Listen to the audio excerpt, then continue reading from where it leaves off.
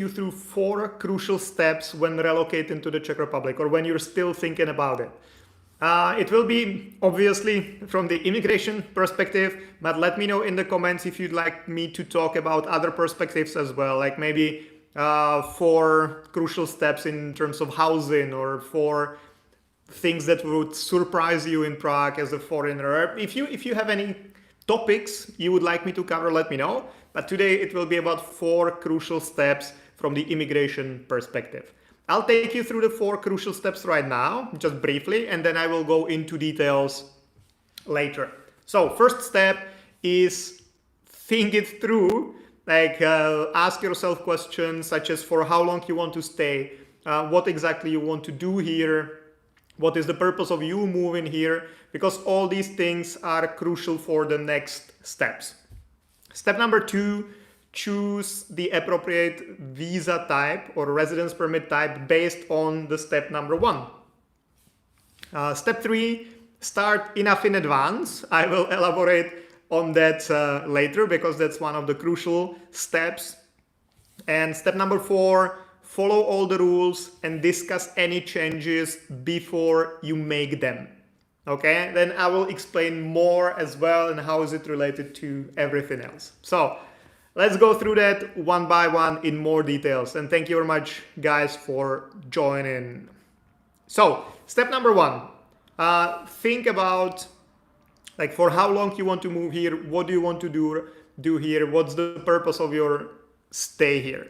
Because you will have to take a completely different approach if you're moving to the Czech Republic to stay here for a couple of years, or if you're moving to the Czech Republic just for a year to experience how it is to live in Europe, or if you're something in between. If like you move here, you don't really know what will happen, but if you like it here, you might stay. If you don't like it here, you might move somewhere else. Each of these scenarios will require a completely different or might require a completely different visa approach or in general approach, because there are some types of visas you can get just for a year, kind of simply, for example, the youth mobility visa, but they cannot be extended. So it's a great solution if you just are coming for 1 year, but if you're coming long term, there might be other options which are better and which will keep your continuousness of your stay so you can get the permanent residency faster, all that. So this would be the first thing, just like before you make any move, just sit down and write down, okay, so why do I want to move to the Czech Republic? It's because of this and this and this. How long do I plan on staying there? These are the options. Maybe you don't know the answer yet, but it's good to have at least some idea, because also if you, for example, hire our services to help you with the move, then it also helps us a lot to know like what's your long-term plan, and we always ask you about that as well. So this is definitely the first step. Step number 2, choose an appropriate visa type or residence permit type.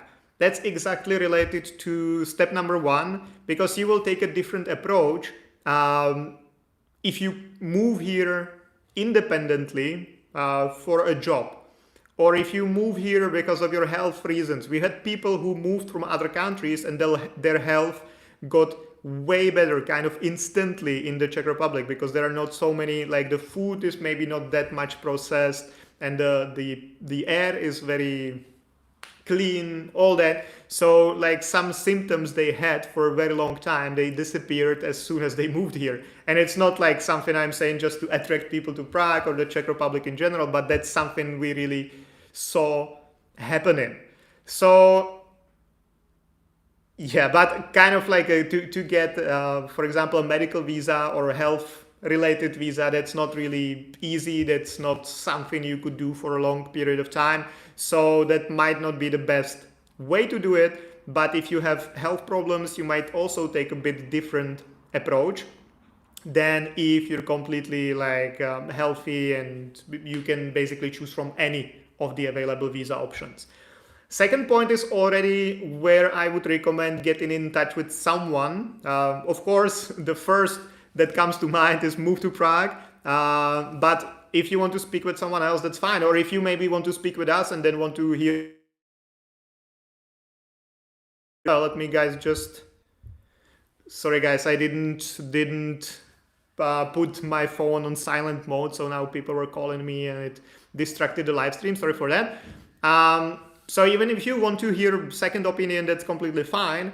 But speak with someone who can advise you on that, who can help you choose the correct visa type, because it's very difficult to do on your own if you don't have the experience, if you don't have the knowledge of all the different visa types. Of course, it's good if you read something online. Even if you go to our website, movetoprague.com, to the blog section, we've done maybe hundreds of articles about all the different visa options and trade license and like health insurance, accommodation, all that, so you can get a pretty good idea. But still, that's not everything that exists, and that might not be the best for you in your situation. So definitely step number 2 would be best in cooperation with someone who knows the Czech immigration inside out. So that's number 2. Number 3 now is to start the process in advance. Because especially now, if you follow me, I do live streams every Monday and Thursday every week, and I bring you also all the different news and like from the immigration perspective. And generally, the immigration is getting stricter and stricter, and it's harder to get visas for the Czech Republic. And also all the other rules change, because now, for example, the Schengen space does not really work anymore exactly, because Germany closed all the borders. So there are border controls like from all the countries that borders with Germany, which is like 7 countries, including the Czech Republic. Something similar exists now in France, or will soon. So like you cannot really move freely within the Schengen area as a non-EU citizen as you could before. And this will only kind of worsen, let's say, from this perspective, when the, what is that, EES and the ETIAS system start maybe next year. It's been postponed a million times, so it will maybe never happen, but probably at some point it will. But that changes everything significantly, because if now, let's say, overstaying the 90 days, the visa-free stay is not a big deal. Of course, it's illegal and you should not do it. That's my official advice to you. But if you do that, no one really cares and no one really finds out, because you only have a stamp in your passport. It's nowhere like electronically stored or like checked. But with the ETIAS system and the electronic system that kind of checks all the movement within the Schengen area, it will be impossible to overstay. And that will completely change how the visa processes work. Because now people go to Dresden to apply for their visas, and that might not be possible if you don't make it happen within the 90 days in the future. So there are a lot of things that are getting more and more complicated. And basically where it all goes is that the Czech Ministry of the Interior wants you to apply in the country of origin, even if you, in theory, can apply somewhere else. So if you're an American, Canadian, Australian, you can apply in Dresden, you can apply in London, you can apply wherever, but the ministry still kind of pushes you to apply in the country of origin before you even come here. So that's where the industry is heading. And this means that you need to start your visa process or residence permit process at least 4 to 6 months in advance, depending on the country of your origin, depending on the visa type, depending on your situation. It can be even more. So you should maybe plan the move even like a year in advance. Some people do it. Some people contact us saying, for example, they want to move in 2026 and they want to know how to do it, which is on one hand great, because that's like that will make it a bit easier if you understand the rules now and all that. On the other hand, like planning it like 2 years in advance or 1.5 years is kind of too much, because the Czech immigration law changes every 2 years. So it changed last year, it will be changing again 2025, and there are often pretty significant changes. So whatever we tell you now or whatever you read somewhere now, it might be completely different like 1.5 years from now, 2 years from now. So starting it in advance is definitely recommended. Generally like 4 to 6 months longer might be still good, but you need to keep yourself updated because things might change. But the actual moving part, when you actually start getting documents together and when you like move forward with the process, that should happen like 4 to 6 months in advance. That was point number 3. And point number 4, that's what happens after you get approved. Because if your plan is to stay here long term, not just the first year or whatever you get from the ministry for the first visa or residence permit, but if you want to stay long term, then you should follow some rules. And there are 2 kind of rules I mentioned. First is follow the rules. That's a good rule, right? No, I mean, there are some things you have to report to the Ministry of the Interior, like changing your address, getting a new passport, getting married, getting divorced, changing your name, all these things. If you don't do it, sometimes nothing might happen.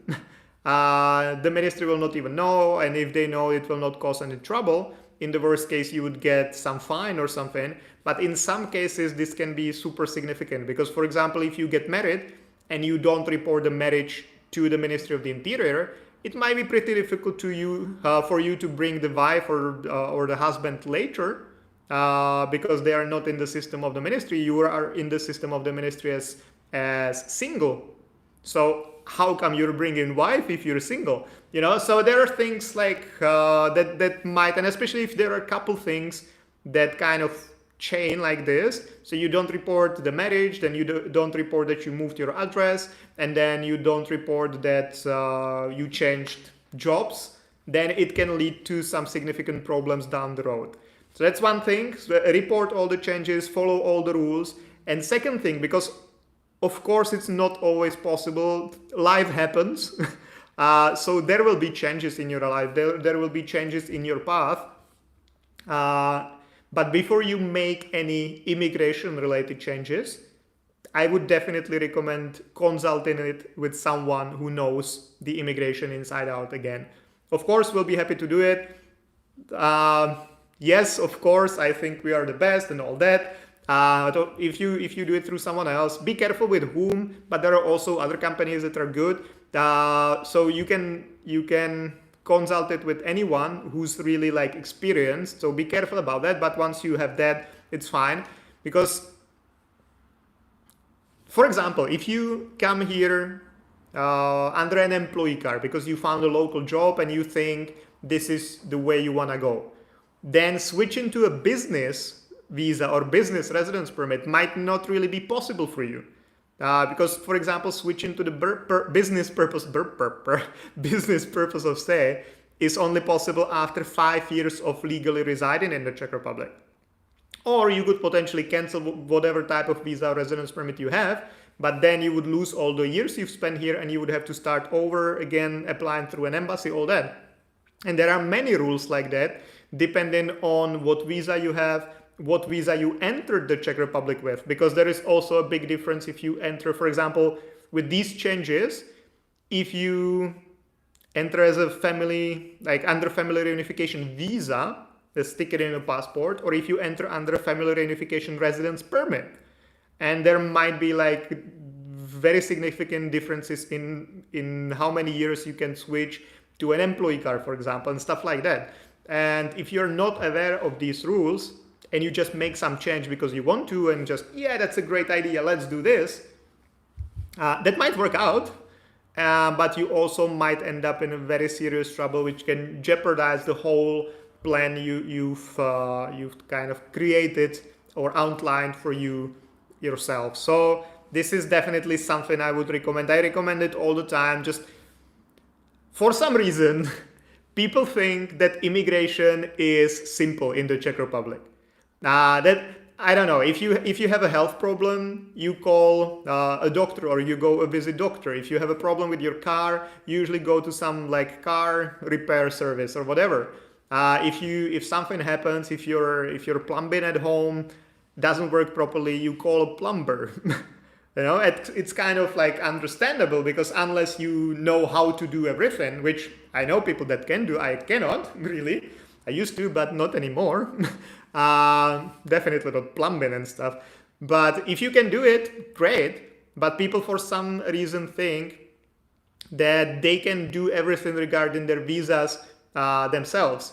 And now they often rely on the website of the Ministry of the Interior, on the info line of the Ministry of the Interior, which generally got way better than it was 10 years ago, for example. But still, it's just a general information which does not really fit to your specific situation, because the ministry cannot officially discuss any specific things with you because they don't know if it's you calling. There might be someone else pretending to be you, so they cannot give any personal information and they cannot access any personal information and share it like that. So even though they are doing their best, they're still giving just a general advice. And if you just like decide to do something without really thinking it through before discussing it with someone, it can lead to potentially very harmful situations.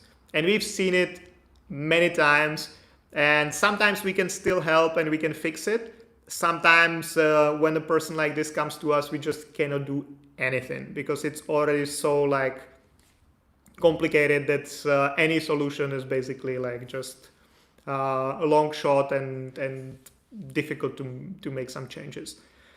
So hopefully these 4 steps will be helpful for those of you who are thinking about moving to the Czech Republic or Prague specifically. If you know someone who is, please share this, and please also comment if you would like me to talk about different perspectives of relocation to the Czech Republic or Prague specifically. Thank you very much for joining, and I will see you again Thursday, Monday, until the end of the world.